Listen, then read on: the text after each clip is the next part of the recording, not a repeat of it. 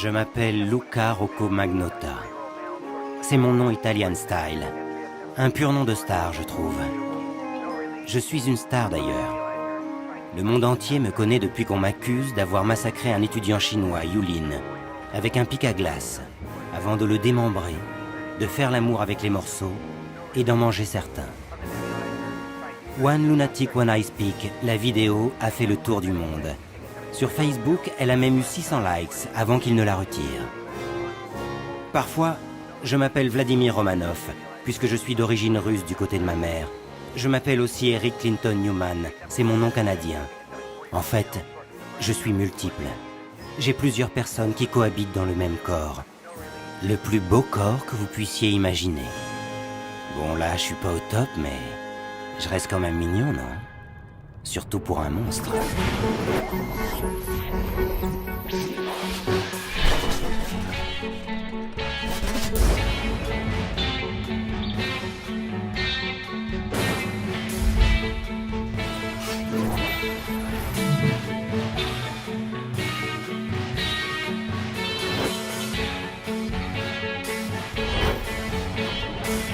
C'est un crime horrible, digne des pires scénarios qui a été commis à Montréal.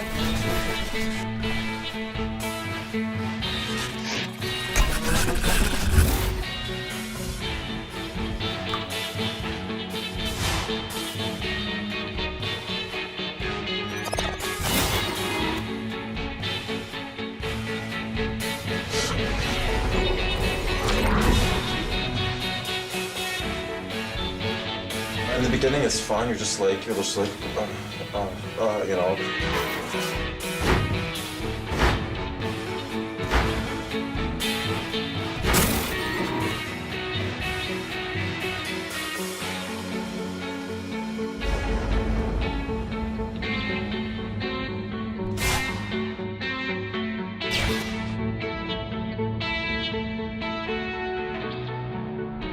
Je vais vous raconter comment et pourquoi je suis devenu celui que les médias appellent le dépeceur de Montréal.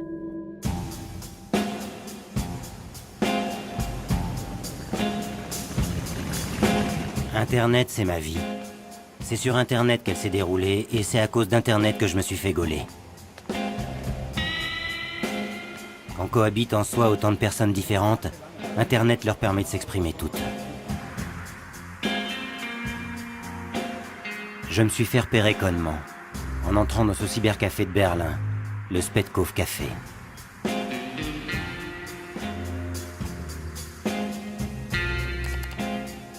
J'étais en cavale. Je voulais voir à quoi ressemblait ma fiche Interpol. S'ils avaient mis une jolie photo de moi. Pas mal.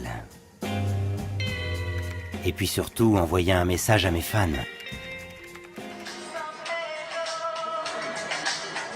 What's up and hi to all my fans.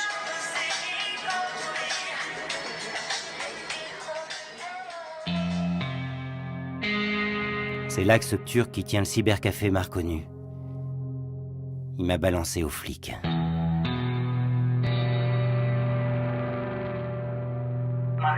En fait, tu t'y attends pas. Et tout à coup, il y a un mec devant toi qui veut accéder à Internet et qui te demande « C'est vous, monsieur Internet ?» Alors je lui dis « Oui, elle est au poste 25 ». Mais ce visage m'était familier. Du coup, j'ai réfléchi, je me suis dit « Celui-là, tu le connais, tu l'as vu quelque part ». Alors j'ai cherché dans le journal et j'ai vu ses photos. Je me suis dit « Oui, c'est lui le type que l'on recherche ». C'est comme ça que ça s'est passé. Vous savez, c'est un peu flippant quand même. Alors du coup, je suis sorti tout de suite dans la rue et j'ai arrêté la première voiture de police qui passait par là. Je leur ai dit « Dans mon café Internet, il y a un gars qui ressemble au tueur du Canada que vous recherchez. Vous pouvez venir checker ça ?» Ils m'ont répondu « Ok ». Et ils sont entrés. Je m'y attendais pas. Ils m'ont cueilli comme une fleur.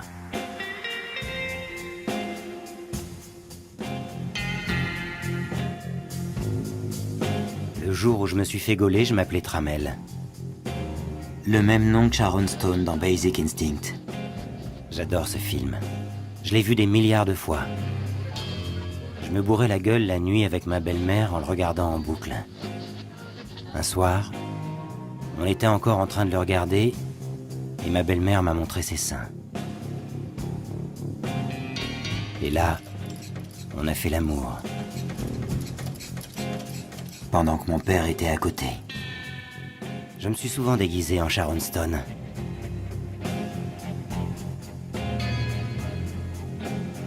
Pour des clients ou juste pour le plaisir.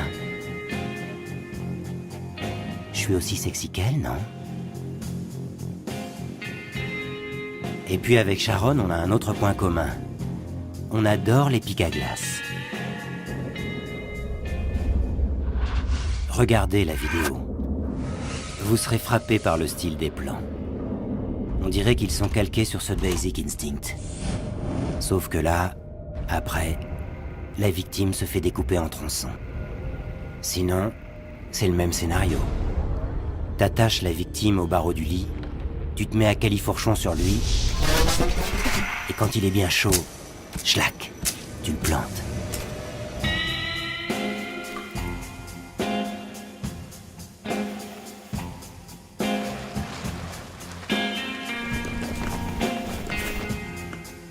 Est-ce que je me suis fait gauler à Berlin parce que ma vidéo était pompée sur celle de Sharon Stone?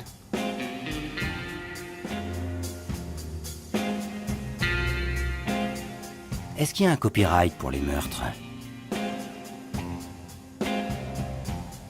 Bah, ils m'ont déjà bien chargé à la première comparution, alors... Je suis pas à une petite contrefaçon près.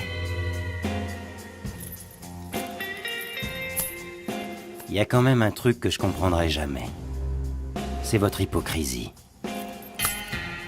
Ce que vous adorez voir au cinéma, vous le détestez quand c'est en vrai.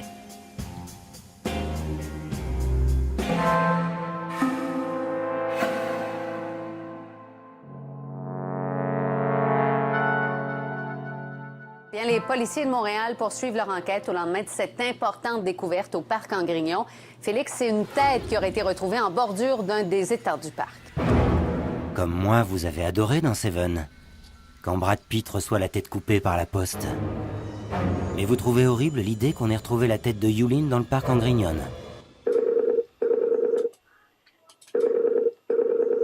Si vous allez au cinéma pour voir des guerres ou des massacres, vous allez voir une œuvre d'art, c'est-à-dire que l'horreur a été métamorphosée en récit partageable. Il faut comprendre pourquoi ça s'est passé, comment ça s'est passé. Or là, c'est pas le cas du tout.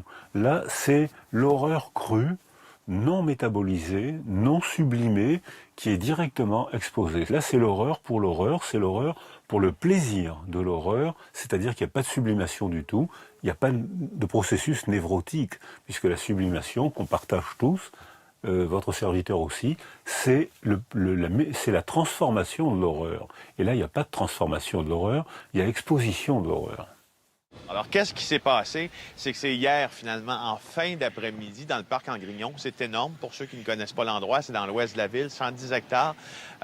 On a retrouvé, non pas dans l'eau, parce qu'il y a plusieurs étangs dans le parc en Grignon, mais près de l'eau, ce qui semblait être la tête d'un humain. Or, vous le savez, les policiers du SPVM sont à la recherche, depuis plusieurs jours déjà, de la partie du corps manquante, donc de Yun-Lin, malheureusement. Sur la scène de crime, nous avons trouvé des parties du corps, mais ce n'est pas fini. Il nous manque des morceaux. Je vous passe les détails, mais à l'heure actuelle, il y a toujours des parties du corps qui manquent. Vous trouvez atroce que les mains et les pieds de Yulin aient été expédiés par la poste? Donc, il y a une partie de corps qui est envoyée à Ottawa au Parti conservateur et il y a un deuxième membre qui est envoyé aussi à Ottawa. Celui-là est resté du côté de Poste Canada. Un pour le Parti conservateur, l'autre pour le Parti libéral. Comme ça, pas de jaloux. De toute façon, ils vendent la même salade. C'est un crime horrible, digne des pires scénarios qui a été commis à Montréal. Je suis sûr que beaucoup n'oublieront jamais ça. Le porte-parole du parti décrit une scène d'horreur que plusieurs n'oublieront jamais. Totalement dégueulasse et j'espère que les criminels responsables sont trouvés. C'est toute la classe politique, peu importe l'allégeance qui est ébranlée. J'espère qu'aucun parti va recevoir des paquets semblables. C'est horrible, c'est dégueulasse. C'est assez indécent et ignoble ce qu'on a vu hier. Même les conservateurs ne méritent pas ça. C'est effrayant. Ouais. Pas plus que cet autoportrait que Lin Jun avait publié sur le net pour la Saint-Valentin. Matez-moi ça. Curieux, non? Et que dire de son autre œuvre? Cette photo intitulée « Midnight Cannibalism Train », légèrement prémonitoire.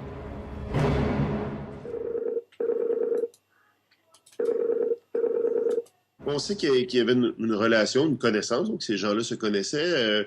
On sait que Lin Jun travaillait dans un dépanneur, donc dans une supérette, dans un endroit où il rencontrait des gens. Quel est le contact initial? Bon, c'est un détail qu'on n'a pas encore. Est-ce qu'ils se sont rencontrés sur le net, justement? Est-ce que c'est un réseau de rencontres? Je ne suis pas en mesure de vous le dire, mais ce sont des gens qui n'étaient pas des inconnus. Il se faisait appeler Justin le Vilain. Il était fier d'être gay. Pas évident pour un Chinois.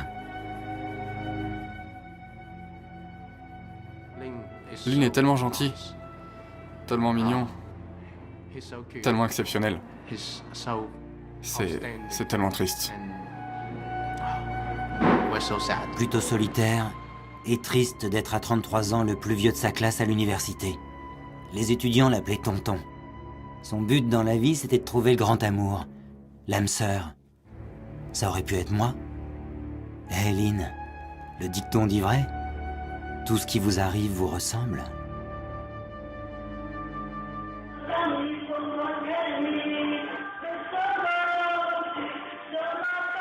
Le plus dur, c'est de savoir que beaucoup de gens ont vu la vidéo de l'assassinat sur le web. Chaque fois, c'est comme si mon fils était tué à nouveau. Elle ne sait pas pourquoi son fils s'est retrouvé dans l'appartement de Luca Magnotta, ni si les deux se connaissaient. Aujourd'hui, les kids veulent de la réalité et devenir des stars. Moi le premier. C'est pour ça que j'ai contacté le casting de Cover Guy.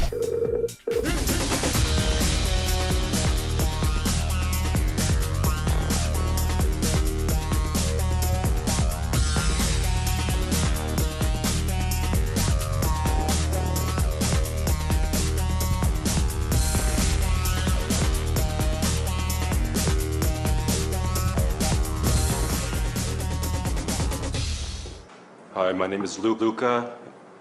Magnotta is my last name, M-A-G-N-O-T-T-A. Hi, Luca. How are you today? Good, how are you? Cover good. So Thank right you. away, you know this is underwear competition. I'm going to ask you to this row to cut the shirt right away. All right, definitely. John, how come when his voice was lower, yours went lower? I have a very deep voice. A lot of people tell me that, actually. So how do you do Be on your the- voice so deep? How do I get my voice so deep? Practice makes perfect, right?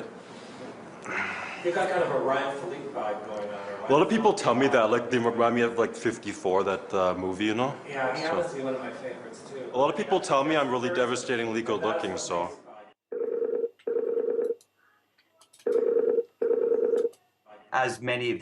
Comme beaucoup de ces concours de talent, comme par exemple la Nouvelle Star, on voit se présenter des gens qui pensent avoir une super voix, mais qui en fait ne savent pas chanter du tout. C'était pareil avec Cover Guy, des types venaient en pensant qu'ils avaient des corps de rêve alors que non. C'était le cas de Luca Magnotta. I think you look good. I think that your body is a little bit slim. I used to be really overweight, to be honest. I used to be really overweight, and I lost, like, weight. Really, how did you do that? I just, like, got up every morning at, like, 4 o'clock and, like, ran constantly. And people would tell me, oh, stop running, and I just kept doing it, basically. What's your idea of overweight? Oh, God, I was a lot of overweight, actually. Oh, really? So, like, you know. I'm curious about your hair color. What is that natural? No, actually, I just got to highlight it, change things up a bit, yeah. All right, a little bit greedy. I know that when you go swimming a lot, I noticed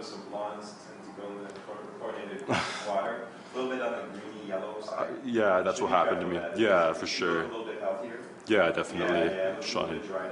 That happens sometimes, right? You know, I think he looks good. I think he has a chance. I'm going to give him a yes. Thank you. Sauf que ce que je savais pas, c'est que dans le jury, il y avait une vieille connaissance. Nina Arsenault. Elle m'a massacré. Yeah, but I think the problem is that what is good for cover guy isn't always what you're attracted to in your personal life. And I know that he's very your type. Well, everyone has their personal point of view, like who they like and who they don't like, basically.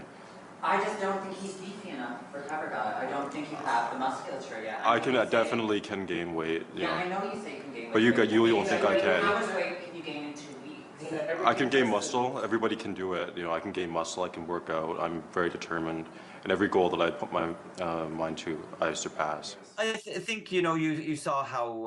Je pense qu'il a été déçu à la fin. Il est sorti et a rencontré le présentateur de l'émission. Il lui a dit qu'il avait trouvé que Nina Arsenault avait été très dure avec lui. Peut-être que ça avait un rapport avec le fait que Nina et lui aient eu une relation passée. Mais comme je l'ai dit, on n'en avait aucune idée à l'époque. Et on ne l'a su que des années après. Je crois, c'est à confirmer, qu'elle l'a rencontré dans un club de striptease à Toronto et ils sont sortis ensemble pendant plusieurs mois.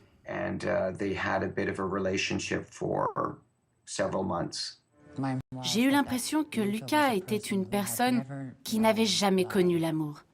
L'amour n'existait pas pour lui. Il m'a confié qu'il a été agressé sexuellement quand il était enfant. Et peu de temps après que j'ai commencé à le fréquenter, je l'ai vu recréer ce traumatisme d'enfance dans son travail d'escorte et de stripteaseur. Quand il était énervé, c'était terrifiant. La rage à l'intérieur de lui, c'était terrifiant. J'ai eu aussi l'impression que ça devait lui venir de son enfance. Il y avait en lui un enfant très, très en colère. C'est vrai. Je suis un enfant en colère. J'ai commencé par tuer des chats. Pourtant, moi, j'adore les lolcats, les petits chats. Si fragiles, si mignons. J'aime les caresser, leur faire des câlins. J'en avais un que j'adorais, mais Manny l'a tué, en lui fracassant la tête. Je vous ai pas parlé de Manny?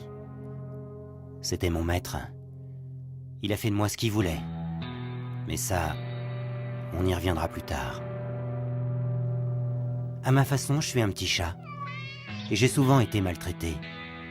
J'ai voulu montrer ce que ça faisait à un petit chat d'être maltraité. C'était le message, si vous voulez. Faut dire aussi que c'était assez cool de les voir mourir. J'ai placé les 2 chatons dans un sac plastique. J'ai branché l'aspi et hop, j'ai aspiré tout l'air du sac. Buzz garanti, ça a pas loupé. Sur le net, je suis devenu l'aspiratueur. Puis j'ai eu l'idée de faire bouffer un chaton par un python. Toutes les associations de défense des animaux sont mises sur le coup. J'avais pas signé la vidéo, juste mise en ligne. J'étais l'homme à abattre. Une ligue de défense des animaux qui est basée à New York a même offert une récompense de 5 000 $ à quiconque permettrait de me faire arrêter. Le plus marrant, c'est qu'ils ont essayé de convaincre Ron Jeremy. Ron, une de mes icônes, le hardeur aux 300 films, de me tendre un piège. Faut dire, Ron milite pour la défense des droits des animaux. Il a même été porte-parole du groupe People for the Ethical Treatment of Animals. Alors ils lui ont demandé, par l'entremise des sœurs Barbie, de vieilles saletés de Playboy, de me contacter.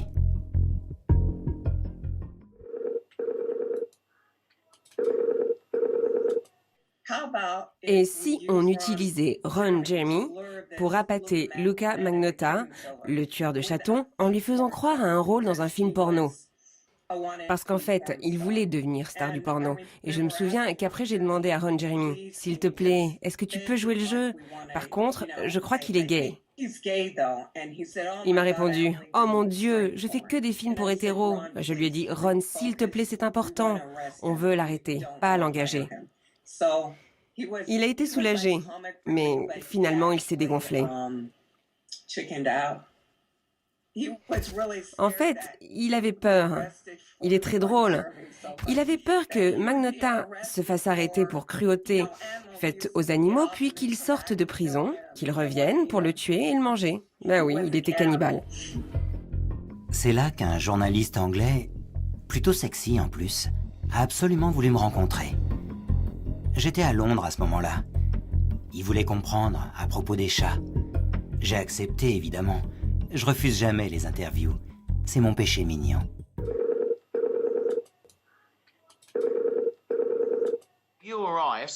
Quand vous sonnez à la porte de quelqu'un en lui disant « Vous avez maltraité des chats, vous avez donné un chat à manger à un python », la moindre des réactions à laquelle vous vous attendez, c'est « Quoi, mais vous délirez ou quoi ?» Eh bien lui non, il n'a pas bronché, aucune émotion, aucune inflexion dans la voix. What is your name? What is my name? Yeah. That's an odd question. You know my name. Is that your real name? Because I know you've got other names as well. Eric Clinton Newman? But I have no other names. That's my legal name. Eric Clinton Newman is? No. That's not the name you were born with, Eric Luca Clinton Magnotta Newman. is my legal name.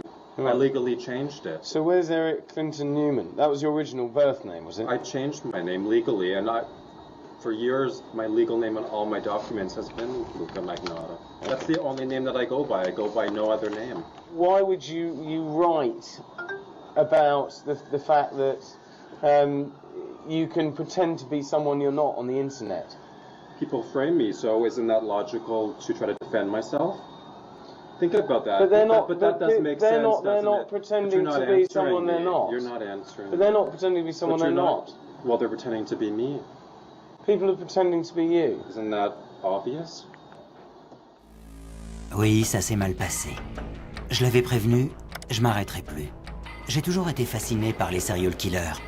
Et mes favoris, ce sont Ian Brady et Mira Hindley, les Moors Murderers, le couple favori de Satan. 5 gosses y sont passés près de Manchester entre 63 et 65, avant qu'on les arrête. Brady est toujours vivant à l'isolement total depuis 40 ans. Il est devenu fou. C'étaient des précurseurs. Ils étaient modernes.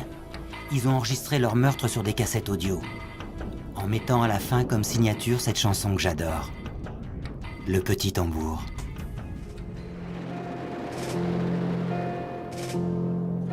Si les Moors Murderers avaient agi aujourd'hui et avaient filmé les meurtres, leur vidéo aurait été tout de suite mise sur le net. Direct. Quelques jours après notre entrevue, eh bien, nous avons reçu un email au bureau émanant d'un expéditeur anonyme. Enfin, je dis inconnu, mais cet email, eh bien, il était signé. Il était signé John Kilbride. En fait, John Kilbride, c'est le nom d'une des victimes des meurtres des Moors. Cette histoire est un fait divers tristement célèbre chez nous. Pour vous la résumer, eh bien, Ian Brady et Mira Hindley étaient des serial killers qui ont assassiné entre autres de John Kilbride. Et au moment des meurtres, ils ont mis en fond sonore le petit tambour, cette musique très connue. Eh bien, cette musique-là se trouvait aussi être la musique utilisée en fond dans une des vidéos de meurtre de chats. C'est quand même bizarre, cette histoire. Ce qui fait que, eh bien, quand on a reçu ça, on a été réellement choqués. Cet email est vraiment incroyable pour moi.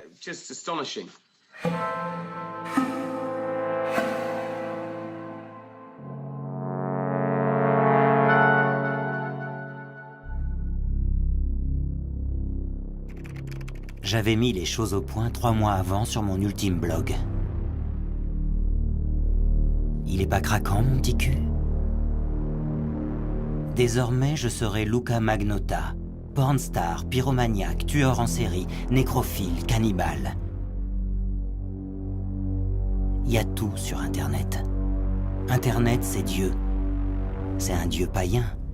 Il faut lui faire des offrandes, des sacrifices. Cet email disait « Bon, je dois vous dire au revoir pour l'instant, mais ne vous inquiétez pas, vous entendrez parler de moi dans un futur proche. Cette fois-ci, en revanche, les victimes ne seront pas que des petits animaux. Je vous enverrai une copie de la toute nouvelle vidéo que je vais faire. Vous voyez, tuer et fumer sont deux choses différentes. Vous pouvez parfaitement arrêter de fumer, mais une fois que vous avez tué, que vous avez goûté au sang versé, c'est impossible de s'arrêter. » J'avais pas menti à ce type. J'avais tout annoncé, tout prévu. Enfin, presque. Lin Jun a été démembré, ses membres placés dans des sacs poubelles et son tronc dans une valise, comme dans un de mes films préférés. Moi, j'ai fermé l'appart. Goodbye l'appart 208 au 4e étage.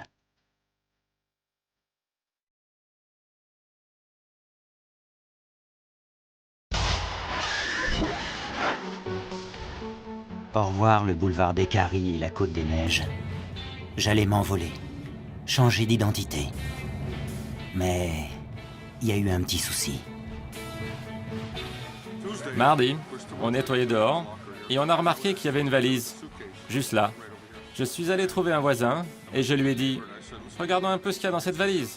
Parce qu'elle dégage une odeur horrible et qu'on voyait des asticots qui en sortaient. Quand on l'a ouverte, on a découvert un corps sans tête. Le lendemain matin, quand ces zombies de la voirie se sont pointés pour ramasser les poubelles, leur benne était trop chargée. Et ils se sont dit « Bon, ben, tant pis, on repassera ». Ils ont tout laissé là où c'était, les sacs et la valise. Forcément, ça n'a pas tardé à commencer à sentir. C'est chaud, Montréal, en été. Dans un post publié il y a des années, j'avais tout expliqué, méthodiquement, en 6 points. Comment disparaître pour ne jamais être retrouvé. Il faut se déconstruire graduellement, se faire rare, surtout pas d'absence d'un coup. Je l'avais déjà fait en 2006 pour devenir légalement Luca Magnotta, et j'étais en train de recommencer, illégalement.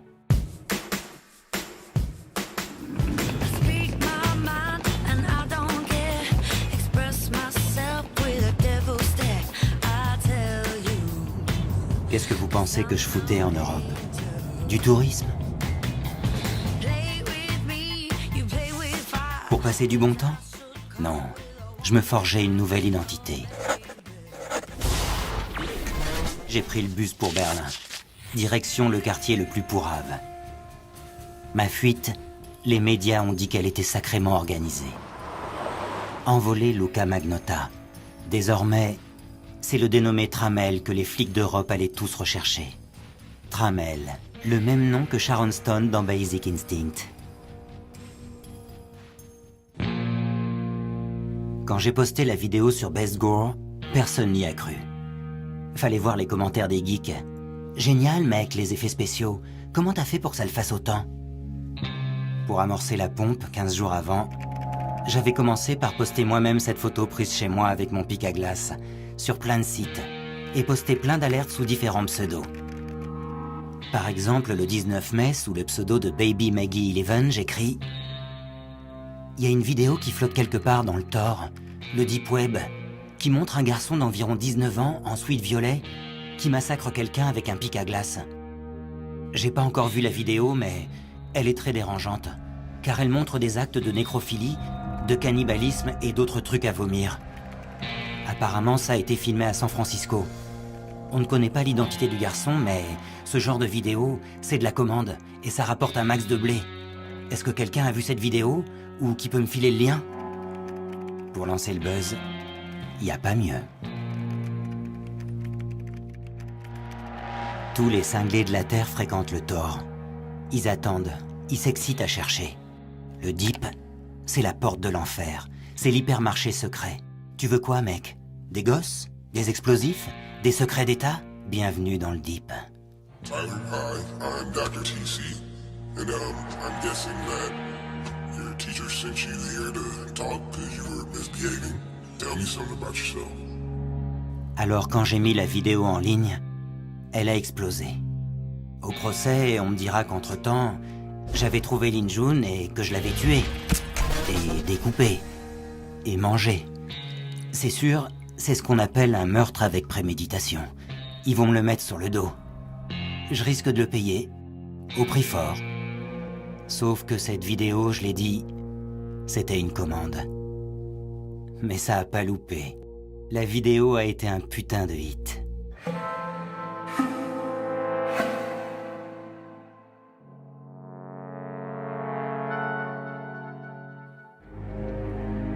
Jusqu'en 2006, donc, je m'appelais encore Eric Clinton Newman. Je suis né sous ce nom-là le 24 juillet 82 à Petersboro. Mon frère, ma sœur Melissa, que j'adore, et moi, on a eu une vie assez heureuse. Au début, en tout cas. J'avais des grands-parents maternels très affectueux. Ils se sont mieux occupés de moi que n'importe quel parent. Surtout que les miens. Petit, ma mère me faisait l'école elle-même à la maison parce que je pissais dans mon froc. Elle m'a forcé à porter des couches jusqu'à 7 ans. Mais globalement, j'ai été heureux jusqu'à l'âge de 13 ans. À ce moment-là, mes parents venaient de divorcer. Mon père avait un gros problème de dépendance à l'alcool et aux drogues. On a dû l'hospitaliser. Alors ma mère a trouvé un petit ami et tenté de nous faire avaler que désormais, ce mec serait notre père. Très vite, il l'a manipulé. Et il a commencé à tout contrôler. Je me souviens du jour où j'ai quitté la maison de mes grands-parents pour emménager dans l'appartement que ma mère louait avec lui. J'étais au lit un matin. J'ai dit à ma mère que je voulais pas me lever pour aller à l'école. Aussi sec, son mec m'a traîné hors du lit. Je me souviens de ce que j'ai ressenti lorsqu'il a écrasé son poing sur mon visage. J'ai vu ses yeux exorbités, sa gueule d'ivrogne. J'étais pétrifié. Il m'a jeté contre le mur, et mon visage parfait s'est mis à saigner du nez. J'étais un gosse de 13 ans, et ma mère acceptait que cet alcoolique, ce criminel plusieurs fois condamné, vive chez nous. Il m'a dit sur tous les tons, encore et encore, que si je parlais, je quitterais l'appartement dans un cercueil. Elle aurait pu facilement lui dire de se barrer. Elle l'a jamais fait. C'est pour ça que j'ai publié cette tribune sur le net intitulée « Je hais ma mère ». Comment pouvait-elle accepter de vivre dans la peur, la tristesse? Comment pouvait-elle accepter un homme qui maltraitait ses enfants? Une autre fois, Melissa, ma sœur, avait 8 ans. Je la revois dans la cuisine avant le dîner. Elle avait une robe rose, des cheveux blonds avec un nœud rouge. Adorable. Il est entré. J'ai jamais vu une enfant aussi effrayée de ma vie. Il lui a donné des coups de pied à plusieurs reprises, jusqu'à ce qu'elle tombe, jusqu'à ce qu'elle ne puisse plus marcher. Melissa, je t'aimerai toujours, mais je sais pas si toi tu m'aimes encore. Je sais pas si tu me comprends. Je me suis senti horriblement coupable de ne pouvoir rien faire. J'ai appelé les services sociaux. La police est passée plein de fois à la maison. Mais ma mère et Stipe les ont manipulés, pour qu'ils croient que nous étions juste des sales gosses pleurnichards.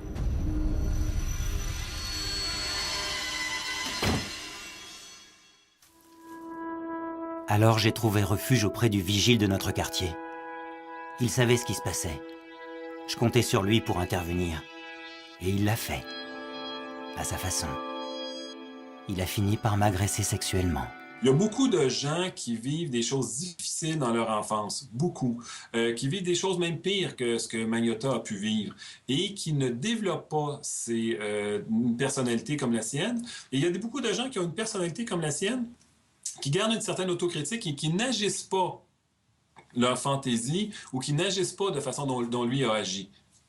Pourquoi une minorité d'individus qui vivent des choses difficiles dans leur enfance vont tourner comme Magnotta? C'est encore difficile à expliquer. Mais il faut se rappeler que la très grande majorité des personnes qui vivent des choses au moins aussi difficiles que lui dans leur enfance ne tournent pas comme ça.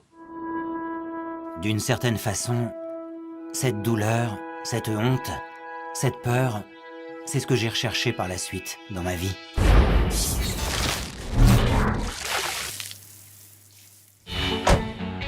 J'ai été prostituée. Je me suis fait baiser pour essayer de mener la grande vie. Celle qui m'a toujours fait fantasmer, qui me correspond.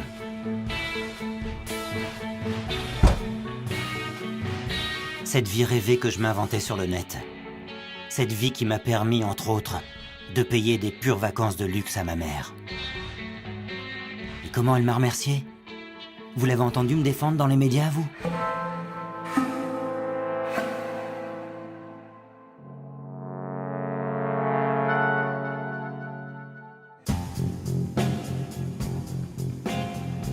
Parfois, je m'appelle Jimmy ou Angel. Mais ça, c'est pour mes clients. Ce sont mes petits noms d'escort boy.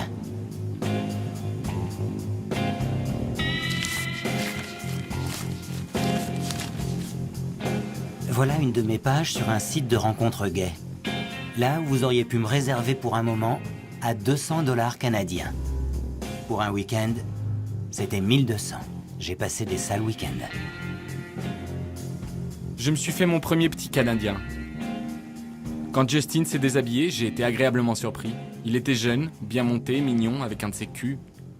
On a parlé un peu pour faire connaissance, et j'ai appris qu'il aimait lui aussi le sport.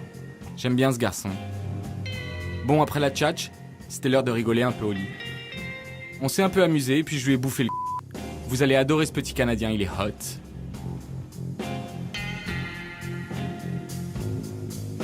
Grâce à ça, j'ai donné la première vraie interview de ma carrière sur Naked News. La télé où tout le monde est à poil. Ce jour-là, j'étais tellement stressé que j'en avais fait déborder mon gloss.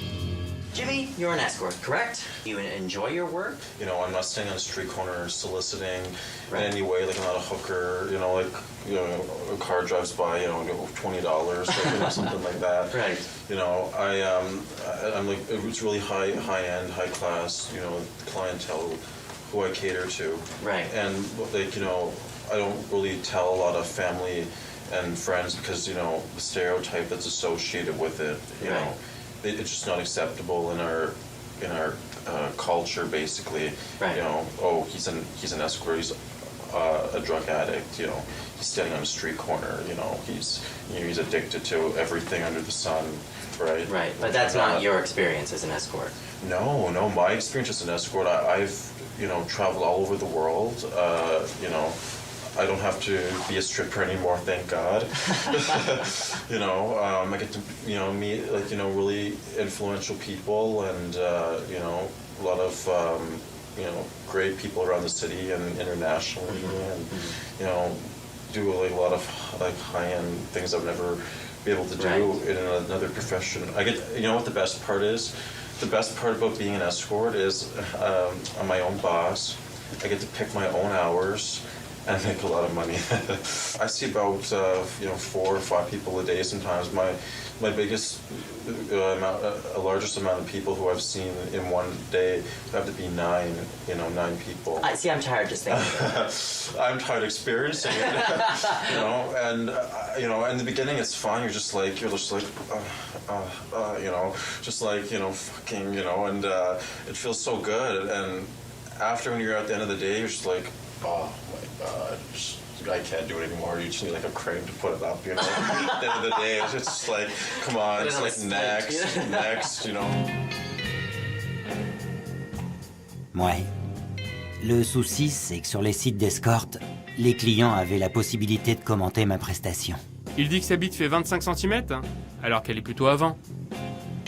Il est tellement fin que j'ai presque vomi quand je l'ai vu retirer sa chemise. Ses jambes sont tellement fines, il a vraiment pas beaucoup de muscles. Parler avec lui, c'est un peu comme avoir une conversation avec Beavis et Butthead. Si vous voyez sa pub, ne la prenez pas au sérieux. Il n'est pas ce qu'il décrit. Somebody is like, am I with a client here, or am I with somebody who I'm caring about it? Like, my feelings are all... Right. Though you find those lines blur between your personal life and your professional life. Yeah, that's true. It does blur, you know, but, you know, I have luck in the sex department, but not the love department. Right. You know, so I need luck in the love department. Everybody's watching here. Pourtant, des amis, des amants, des maîtresses, j'en avais plein. Suffit de regarder mon compte Twitter. 1108 abonnés. Qui dit mieux? Je vous dirais, quand il a été arrêté, on a reçu beaucoup de courriels aussi de personnes qui le glorifiaient, qui pour eux, Luca Rocco Magnotta, c'était une star. Pour eux, c'était vraiment une personne qui était particulière, il était beau, il était gentil. Ils sont passés où maintenant? On les entend pas beaucoup. Même toi, Mélissa. C'est ici, à Peterborough, en Ontario, que vivent plusieurs membres de la famille de Luca Rocco Magnotta. La presse a rencontré un frère et une sœur du suspect. Tous deux ont été très avares de commentaires, mais à micro fermé, un ami de la famille a déclaré que personne ne comprend, que personne ne le peut. Il est malade, mentalement malade, a dit cet ami, ajoutant que la famille n'a pas de contact avec lui depuis longtemps. Cette jeune femme, qui est l'ancienne belle-sœur de Luca Rocco Magnotta, abonde dans le même sens. They don't speak as far as I know. They don't really talk about him, so. Il y en a eu qu'un seul pour sortir du bois pour me défendre. Je ne pense absolument pas que ça soit un tueur né. Il a ri avec moi, nous avons ri ensemble, il a pleuré. Je ne pense pas qu'il soit né pour être un tueur. À cause de certaines circonstances dans sa vie, il a pu être dissimulateur, manipulateur, charmant. Et maintenant, ce serait meurtrier? En revanche, quoi qu'on ait pu en dire, j'ai jamais eu de liaison avec l'ex-serial killeuse Karla Homolka. Mais j'aurais bien aimé. Karla Homolka était mariée à un type qui s'appelait Paul Bernardo. Au début des années 90, on a beaucoup parlé de leurs crimes. On les appelait les tueurs Ken et Barbie. Localement, on ne les a pas vus comme un couple mythique, car 3 jeunes filles de 15 ans ont été brutalement et sexuellement agressées, assassinées et dans certains cas démembrées. Cela a choqué les gens, ça les a touchés et ça reste encore dans les esprits à ce jour. Et en particulier parce que Karla Homolka a fait un marché avec la justice. Elle a témoigné contre son mari et n'a écopé que de 12 ans de prison pour le meurtre de sa propre sœur et de 2 jeunes filles. Mais le plus choquant, c'est qu'un peu plus tard, seulement 1 semaine après son témoignage, ils ont trouvé chez elle des sextapes où on la voyait participer et encourager Paul Bernardo. Et les gens ici ont du coup eu l'impression que la justice avait fait un pacte avec le diable. Elle est détestée et elle ne vit plus au Canada.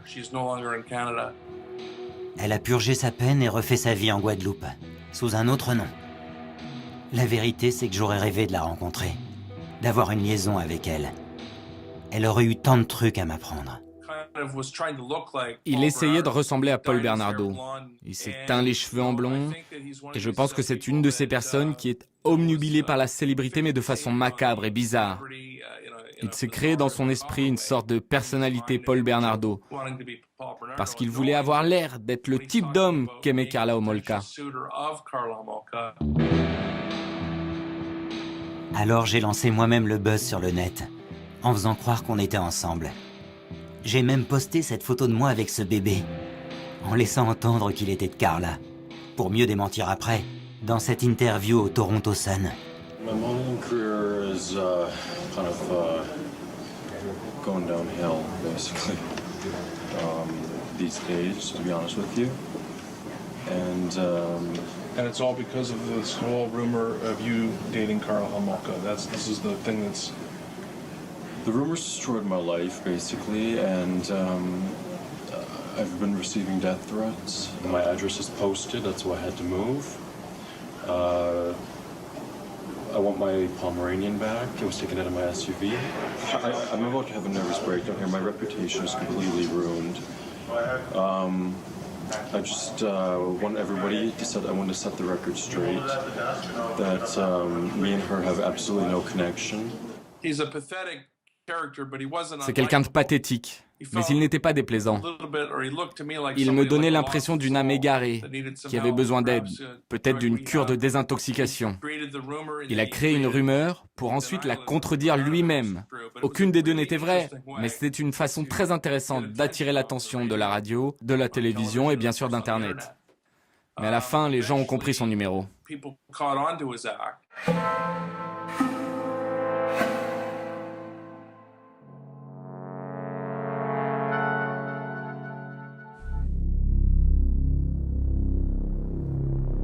Celui qui manque au tableau et qui ferait bien de se manifester, c'est Manny. Il est où Manny maintenant que j'ai des ennuis? Je vous ai parlé de Manny? Je l'ai d'abord eu comme client. Après, il a envahi ma vie. Je suis devenu son esclave. Pour lui, j'ai tout fait. Tout. Je suis parti vivre à New York pour échapper aux défenseurs d'animaux et à Manny, ce dingue. C'était en 2011. Je suis allé voir Romeo Salta, un avocat qu'on m'avait recommandé pour qu'il me protège. Je lui ai envoyé des mails pour tout lui expliquer, pour qu'il reste une trace. Les 42 sévices que Manny m'a infligés. C'est très détaillé. Je vous conseille d'aller y jeter un œil sur le net. L'avocat m'a écouté, oui. Il m'a rassuré et taxé $300. Et après, il a fait quoi? Aujourd'hui, il est en contact avec Maître Leclerc, mon avocat canadien pour le procès. Mais il a pour ordre de se taire.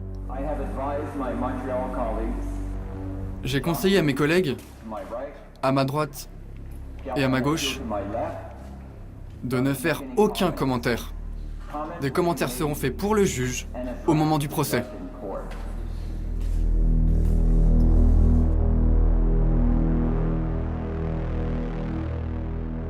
On en reparlera de Manny au procès. C'est aussi pour ça que je plaide non coupable. Faudra bien que Manny vienne s'expliquer. Est-ce que je suis dingue? Je sais que c'est ce que vous vous dites. Peut-être Manny, c'est moi? Manny? La contraction de Magnota? Franchement, je crois pas. Ok, je suis différent. J'ai pas la même façon de voir le monde que vous. Je le vois plus beau que vous ou plus laid que vous, selon les jours. Mais je ne suis absolument pas fou. J'ai jamais vraiment su ce qu'était une maladie mentale. Je pensais que les gens qui marchaient dans la rue en parlant à eux-mêmes étaient des fous. J'avais tort, je l'avoue. J'y connaissais rien.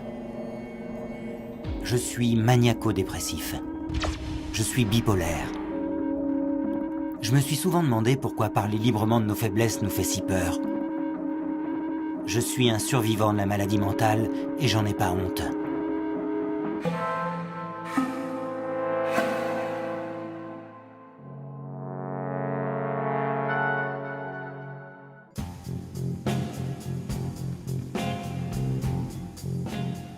En 2001, je me suis installé à Montréal, quartier de la Côte-des-Neiges.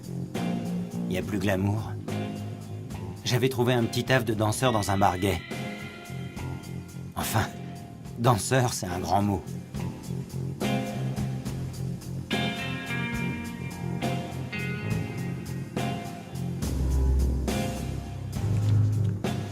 Après le show, je me tapais les clients.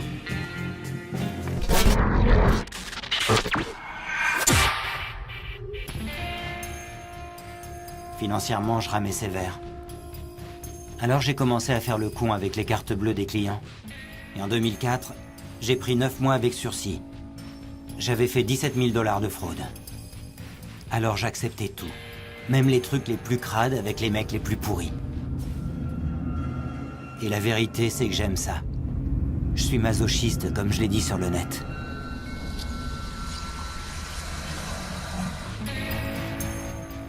En 2003, j'ai tourné mon premier porno gay. J'ai été approché par un agent qui avait vu sur le net mes petites webcams maison. Je suis parti pour Los Angeles, bien décidé à faire du fric. Dans le hard, tout se joue avant 30 ans. Après, t'es mort. On m'a d'abord employé comme fluffeur. J'étais chargé de maintenir les hardeurs en érection entre les prises. L'endurance, c'est ça qui compte dans le hard. Le physique, au fond, c'est annexe. J'ai participé qu'à 8 films en tout.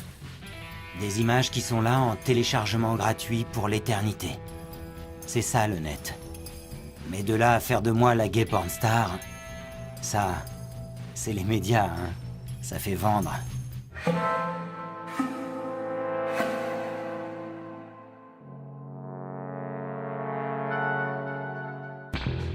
J'ai tout fait pour être beau. toujours plus sexy.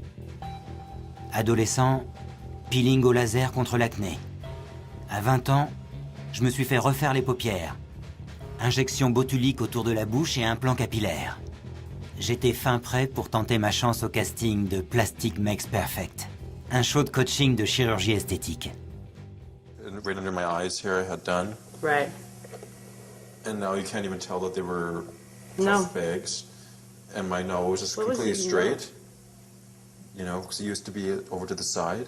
Now it's completely Yeah. perfect. You look like you're a handsome guy. I can't imagine you weren't that handsome before. Ouais, peut-être qu'à l'extérieur, j'en avais pas besoin. Mais à l'intérieur, c'était un impératif. Car je pouvais voir un million de défauts différents chaque fois que je me regardais dans le miroir. This person looks that way and they have this sort of body, this sort of face and hair, and now I compare myself to this person. So he has like fuller hair, so now I want fuller hair. He has a better nose, so I want a better nose. And this person's face doesn't have those, so why should I have it if I can just pay for it? Why not? I don't see any problem with it. It's all filled in now with all my hair, because it used to go like back drastically here and here. Oh, did it? Yeah, drastically went back. So now it looks really natural. Yeah, totally. You can't even tell. No, you if I can't didn't tell anybody, they wouldn't even notice. No, it's true. La chirurgie esthétique est juste une addiction comme une autre. Quelqu'un a écrit « Magnota, l'assassin de la génération Facebook ». La classe. D'ailleurs, un jour ou l'autre, ils feront un film sur moi. Parce que j'incarne ma génération, comme James Dean a incarné la sienne. J'ai toujours eu l'impression que j'étais sa réincarnation. Lui, il faisait des films. Moi, j'ai posté une simple vidéo de 9 minutes et quelques. À chaque époque, sa méthode pour réussir. C'est pour ça que je suis devenu la star de mon époque. Si ça se trouve, le film sur moi, il est déjà en route. Il sera jamais aussi bien que la réalité. Pour m'incarner, James Dean étant mort, je vois que moi. On pourrait me libérer le temps du tournage, non? Oui. Plus que tout, je voulais être une star. Vous avez vu ma gueule? Taillé pour être une star. Je me suis battu toute ma vie pour ça. Maintenant, j'en suis une de star. Pour toujours. Jusqu'à ce qu'un petit malin fasse mieux. Ou pire, question de point de vue. Ça arrivera de toute façon. Je voulais qu'on parle de moi, mais j'ai fini par comprendre que ni mon corps, ni mon visage, même s'ils sont absolument parfaits, ne suffiraient. Il fallait autre chose. Quelque chose d'énorme, que je sois le seul à oser. Sans ça, vous n'auriez jamais entendu parler de moi. Et vous n'auriez pas regardé ce film.